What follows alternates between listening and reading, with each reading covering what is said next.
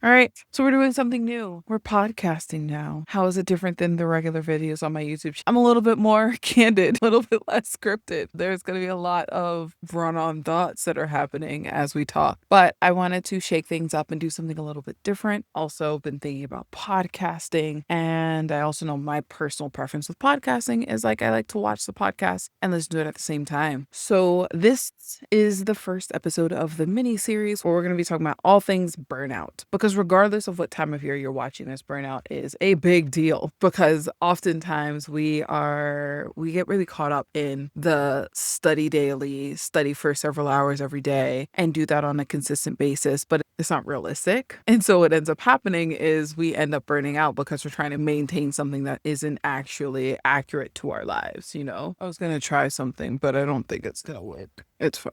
It's fine. This way. And so to start this, we're going to have a question for you first, which is essentially, how many times have you restarted a language? Let's get real honest. How many times have you stopped learning a language and then said, you know what? Okay, this is the real one. This is the real time. I'm going to get it this time. How many times have you done that? Maybe there's certain languages where you've done this multiple times, some where you haven't. I know for me, there are quite a few that I have restarted. The biggest one that I tend to talk about a lot is Korean. Now, if you have not heard the story of my Korean, I started learning Korean back in 2008 unofficially. Was studying it, learning it with friends, just learning words here and there. But it wasn't until 2012 where I was like, okay, I actually want to learn this language. I actually want to know Korean, if nothing else, how to understand it. I was using Talk to Me in Korean, which is one of the resources that I still recommend to this day. And I was learning with their website as they were creating the website. Now, at the time that you're seeing this, they might have even developed beyond what I know it to be,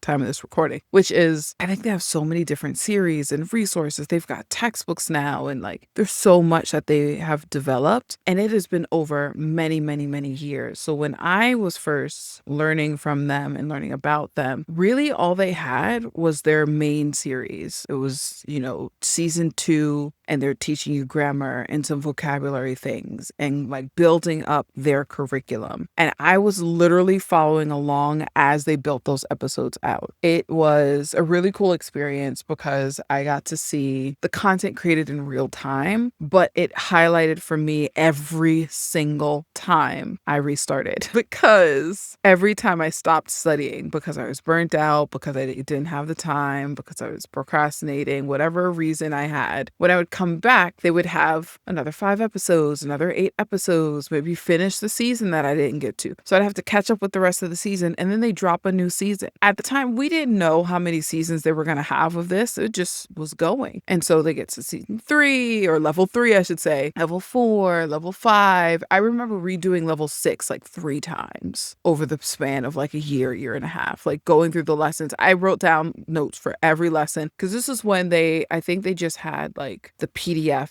documents. There weren't lessons attached to it. They didn't have a textbook to go along with it. So again, it was audio lessons. And I remember writing them down once, write word for word. Then the next time that I would study it, I actually wrote it in Japanese. I was like, let me write the Japanese equivalents for these things. Maybe that's going to help it stick.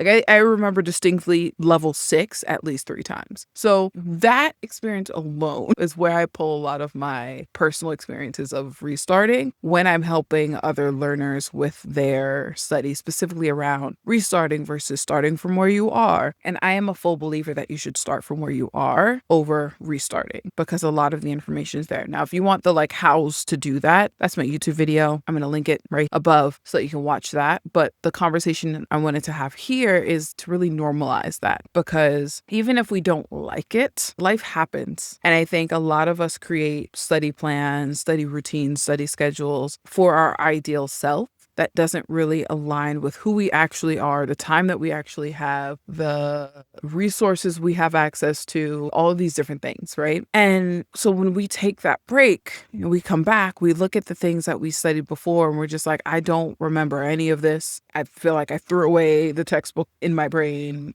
I should start over, right? It makes sense. Start over, pick up the pieces as you go along. But it's a waste of time, especially if you're someone like me or someone like many of the people that I work with. Restart 5, 6, 7 times. You're constantly stuck in the same place. You're not actually making progress. because you're in a cycle and you're just stuck. And this is what we need to do to help get you out of that, Restarting, it feels really like safe. It's like, okay, I'm diving back in. I want to start over on a good note. I want to do it the right way this time. So let's start over and not do the things that got me stuck in the first place. Let's avoid the things that made me take a break and restart. And let's do the things I wish I had done when I started. But then you make new mistakes, or you get right back into that same spot where you stopped the first time because maybe it wasn't your pacing. Maybe it wasn't what you did, but it was just about the content. Like you weren't seeing progress around this one area. You took a break. Maybe you do it again in January, and every year you're restarting in January, but for some reason you're not paying attention to the fact that by March and April, your life is always a lot more hectic and you're not planning for that. And so every March and April, you burn out, you take a break, and you pick it back up in July. And by then you're like, part 2, let's start over. Stop it. Because what you really need and what we really need is not a restart. We need a return. We need a way to return to this. And I think one of the things that's really helpful for this that I share all the time is giving yourself like days off on purpose, giving yourself days where you are not required to show up and study and do the work. Like building that in is one of the ways that I think can be super, super helpful. But the reality, like the honest truth of this whole struggle is that a clean slate feels really great. That is why it is so popular to have New Year's resolutions in January and to set those high expectations for how your year is going to be. But then most people don't continue that past February or March. By that time, people are like, well, I tried the whole exercise thing. It's not working. I tried learning a new language, but the app's not helping. And you're just like, okay, maybe next year you try it again. So, it feels like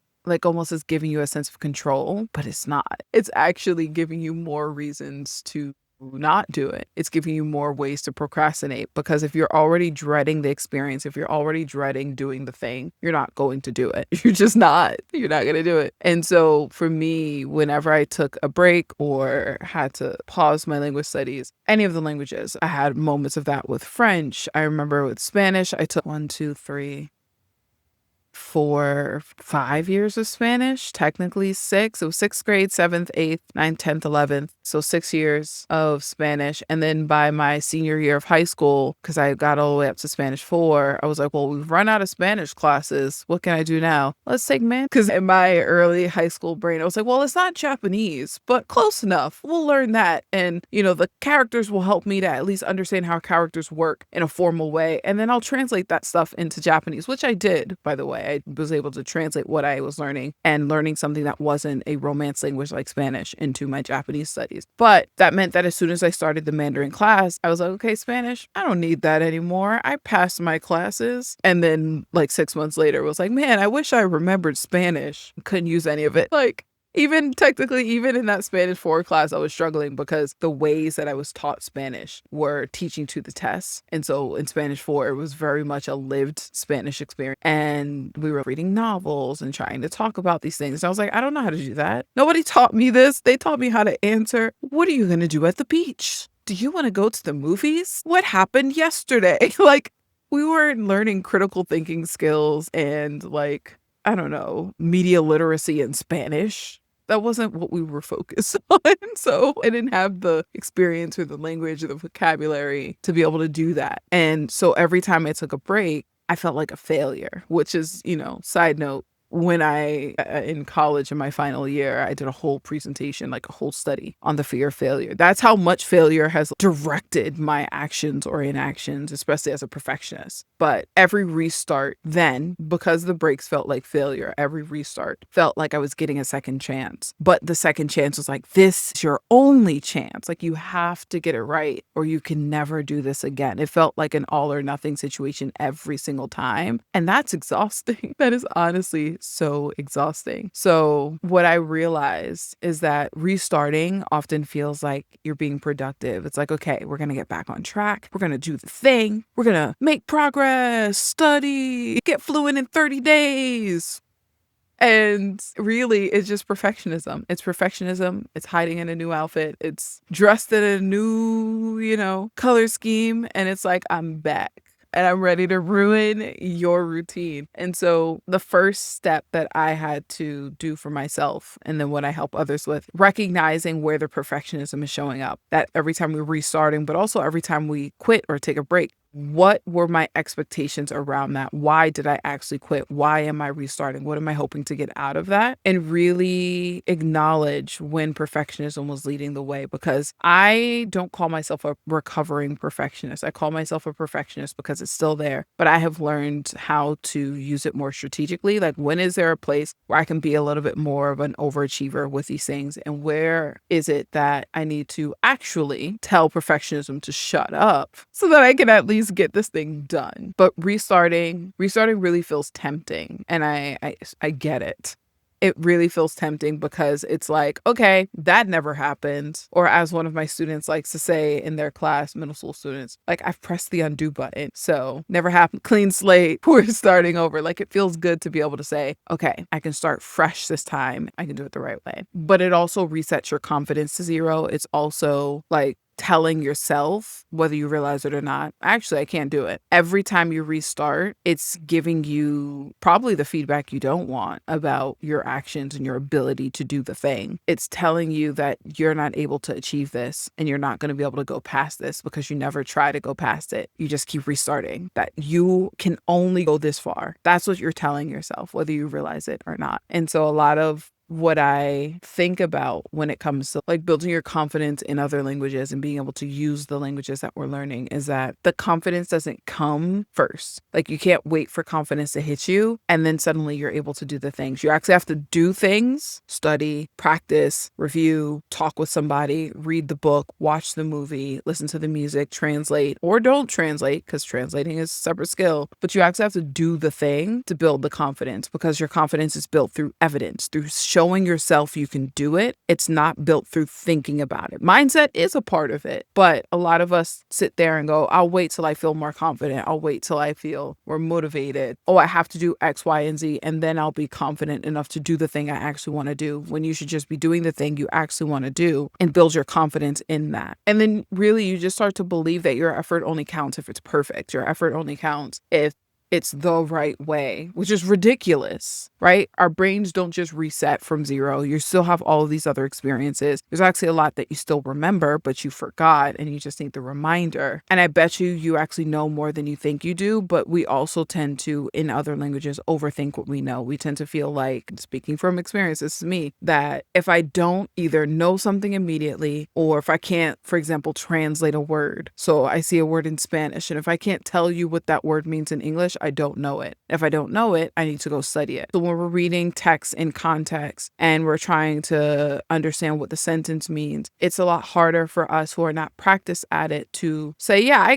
I understood what that sentence meant, because we want to make sure we understand every individual word and how those words interact with each other. And, when you put all those words together in a sentence, then what does it mean? And what does it mean in dialect? Like, we want to fully understand it without realizing that even in our native languages, there are things that we understand but can only explain through context. We can only explain through examples. Like, if someone asked you, what philosophy is, some people have direct definitions because they talk about the definition all the time. But a lot of us might give examples of it in order to explain it to someone else. And so a lot of times we're expecting ourselves to have the definitions of things embedded in our brains and, able to pull those out when we need it, when in reality, our lived experience is that we actually use stories to explain ourselves. We use stories to define things in our world and our lived experience, that we use stories to share information. We give examples. We say it's kind of like this, and also just all the times that we forget things in our native language. We forget words, we forget names, we forget situations. We're describing it, the thing. I give so many of these examples all the time. But, if we're trying to explain like a strainer, it's that thing, it's metal sometimes it's plastic. And, when you boil pasta, you're going to pour it in there and it has little holes in it so that the pasta doesn't come out, but the water does. Like, we're explaining what that thing is when we forgot the word. Or, I remember a while back on one episode of the Gladly Global podcast, me talking about forgetting the word sleeping bag. And I was like, I couldn't remember sleeping bag. And I was like, bag is in the word backpack, book bag, the thing that you sleep on when you're going camping is kind of like plasticky. It zips up. Like, what is that thing called? We do that all the time. And yet, for some reason, when we're talking about the languages that we're learning and forgetting, it feels like the worst thing ever. It feels like we're not allowed to forget in other languages, or we should have the same exact level of skill and expertise in new languages as we do in our native languages when we have experienced our native languages for much longer. We expect 2 years in a new language to give you the equivalent of 25, 30, 35, 40, 45, 50 years in your native language. And it's not real. That's not how it works. So here's what I do when it comes to restarting. And again, if you want the more formalized how to restart or not restart in this case, again, I'm reminding you, just check out this video right here, one of these areas. But I want you to, if you're coming back to a language that you have studied before for any length of time, I want you to find, like, where did you leave off? Find that moment. It can be like, if it's a textbook, a chapter before the very last chapter or the actual last chapter. It can be a podcast episode you listened to or a lesson on an app that you finished. Just find that space, find an entry point. And no, I'm not saying find the first lesson. I'm saying find the last lesson that you visibly remember doing. You have notes on it, but you look at it and go, I don't remember that stuff. Doesn't matter. Start there. Drop the guilt. Literally tell yourself it's okay to start from here. Just see how it goes. For me, what helps is actually framing stuff as gathering data. I'm always like, I'm gathering data. I'm gathering information. Let's just see what happens, right? And give yourself permission to say, like, I'm a little rusty in this. Like, I haven't used it. So obviously it's going to dwindle and get weaker or vanish for a little bit. But it's not ruined. Like, I'm not actually a beginner. I just have a lot of it buried so deep in my brain that I've forgotten it. And we're going to reactivate it through this returning, not restarting, And then the next thing that I tend to do is a lot of times coming back into studies when I haven't done it for a while, I need a quick step. Like, what can I do that is so simple or easy to do that it's almost impossible for me to procrastinate? Because I'm a procrastinator. And if I can't procrastinate, I will procrastinate. And if it's up to me, it's not going to happen. That's my default. But I recognize that, so I build in accountability and, support for myself so that less of that happens over time. And so what's the one thing that you can do related to that last stop, that last thing that you did, that'll help you to make progress? So if it's a chapter that you completed chapter 7, 6 months, a year ago, go through chapter 7 again. I give you permission, if you need my permission, I give you permission to restart that chapter 7. But no, you're not going to start from chapter 1. Start from chapter 7, redo that chapter, or say, I finished chapter 7 last time. Let's just go to chapter 8 and see what happens. Let's just see what this is going to look like or feel like. You can, of course, go back to the previous chapters and review what you don't remember, look up the vocabulary or remind yourself of the grammar, but start from that spot. And then what is the one tiny thing you can do? Is it just looking over the vocabulary? Is it choosing to make a new sentence? Reading the reading section? Is it completing just one of the first activities in that chapter? Is it listening to a podcast? Like, what's the thing that you're going to do? Make it really, really simple and easy for you to complete. It can be simple and easy based on time, based on your actual expectations, based on the task itself, and what is easiest for you to accomplish, whatever it might be. And I have lots of strategies on how to make that decision. I think a really great one might be my schedule creation one or levels of expectation. So I'm going to put those 2 videos up as well. But just remember that the momentum and the progress doesn't come from thinking about it. It doesn't come from planning for it. It comes from actually doing the thing that you said you're going to do. And so this week, I don't want you to restart. Don't restart the language. If you're hearing this at a moment where you are ready to come back to that language, come back and start from where you left off. Return and then make it easy to stay with the language. What is the easiest way that you can be consistent? And the thing that I say is consistency is not every single day. So what are the ways that you can be consistent and show yourself that consistency, that you can do it? And this is what's going to help to keep you out of the burnout cycle so that you're not constantly restarting languages.